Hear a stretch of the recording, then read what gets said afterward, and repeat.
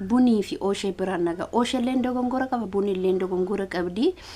Sa'aatii amma kanatti buni rakkoon isin keessa jirtu deetti alhamdulillah rabbiin galanne hagum nagaan deetti jenna.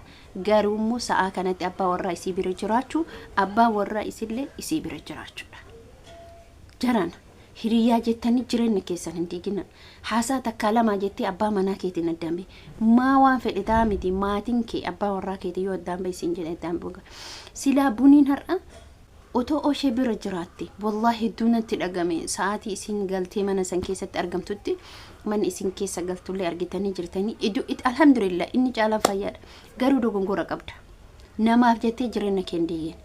Inshallah osheen sadii miti afur yoo fuudhe ati bultii kee keessaa bahuu qabdu. Ammallee kaluu jirta. Ilma bira abbaan jiraachuu qaba. Dubartiin sa'aatii kana maal maatii kee biratti odeette kabaja qabda.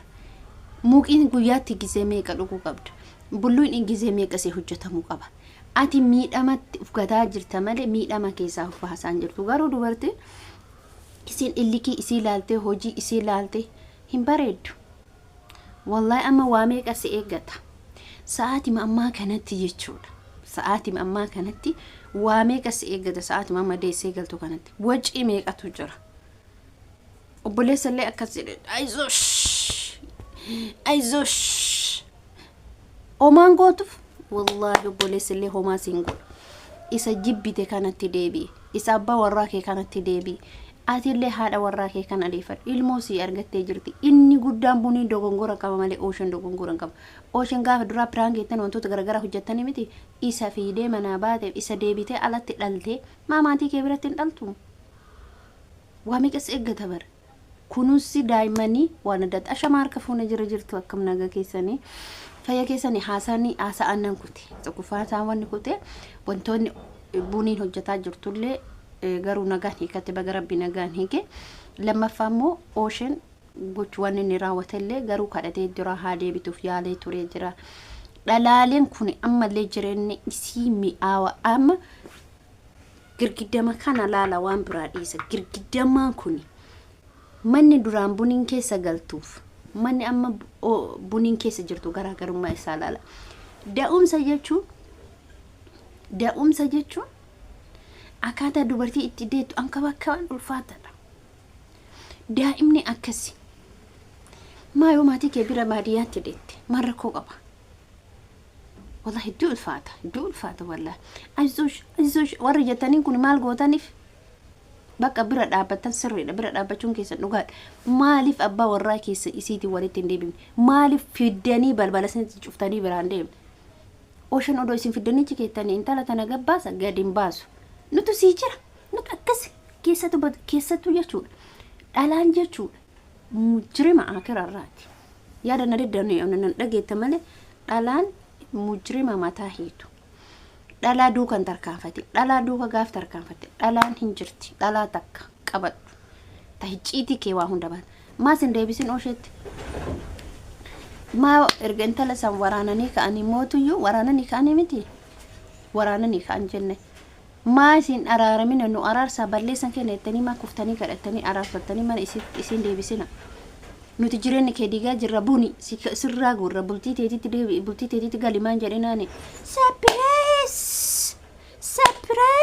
Surprise isin gootan kamaali? Daabboo fi mirindaa lama bittaniiti dubartiin deetu akkatti eegama. Muuqiin hojjetamuu qabaa fi bulliin hojjetamuu qabaa fi yookiin immoo caccabsaan hojjetamee eeguu wantoota hedduu dubartii eeggata. Isii anka bakkabu fooliin mana san keessatti waan of wantu amma wantoota akkana kana eenyutu itti aana hiriyaa odoon taane haadha isii deetti yookiin obboleettii isii deetti ala hin jiru yookiin haadha oshee hagano maaliif dubartiin jalqaba gaafa deettu hin cabti jedhan jamaa hin cabtu hin deebitu jedhan akka godhatu kana dhalaaleen tuni daa'ima intala tanaaf daa'ima kana akka bakkabdee buniin bakka ciiftu san ciiftee nyaattee muuqiin isii guyyaatti bulli isii hojjetamee fi juusa ingooti si hifataa si gooti wannomti haadha caalaaf obboleetti wajjin dhalatte caala yookiin haadha isaa caala yeroo wannamaan ka bakka lafa kanarra hin jiru abbaa fedhe ute silaama sa'aatii kanatti isiin kunuunsamtee jiraatti garuu immoo ofiif gooti sababa dhalaa takka takka yookiin lama jettee jireenya isii mi'aawaa jireenya amma har'a teessisee inni isii gurshee daa'ima isii ol tokkofa mana wanna keessatti hin ulfaata wallahi hin ulfaata wallahi daa'imanitti hin ulfaata isittis iddoo takkanatti ulfaata anu mataa kiyyatti gaafisiin usiintee baay'ee ulfaataadha wallahi baay'ee ulfaataadha odaan isii ta'e qalbii isiitu isii godhe malee dhiifama walii godhanii abbaa manaa isiisanii walitti jiraata jiru raahan jiraatti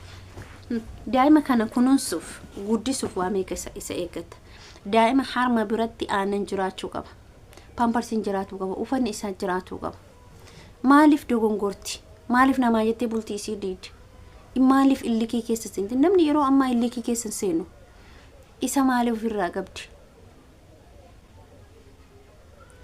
maaliif ilmoolleen abbaa wajjin mi'oofti amma isiin yeroo jalqabaatiif daa'ima kan argatte yeroo jalqabaatiif daa'ima kana ka argatte kophaa abbaa malee argatte abbaan gara tokko jira isiin biyya tokko jirti maal kana mana maatii isii biratti odeette sirnaan maatiin isii suni gaafa isiin deettee jedhu sirnaan achi ka'ee itti dhufa haadha isii tanatti ilmoo isii tanatti dhufan kabajaan galchan sila akka aadaa arsiititti hooma feetee dubartiin takko jaarsa wallolte jaarsota deebisa jedhan akka aadaa arsii keessatti jaarsiin dhufaa hin deebisa kun aadaa arsiiti beekaa akkas jedhu kan wallaalleen jiru aadaa arsii keessatti dogongora buniitiif ani wallahi billahi jechuudha mataa keewwataat hamma fedhe ma wallolaa miti abbaa manaa kiyyaan gargar ba'ee ulfaq yeroo ulfa qaban sanu in ulfaata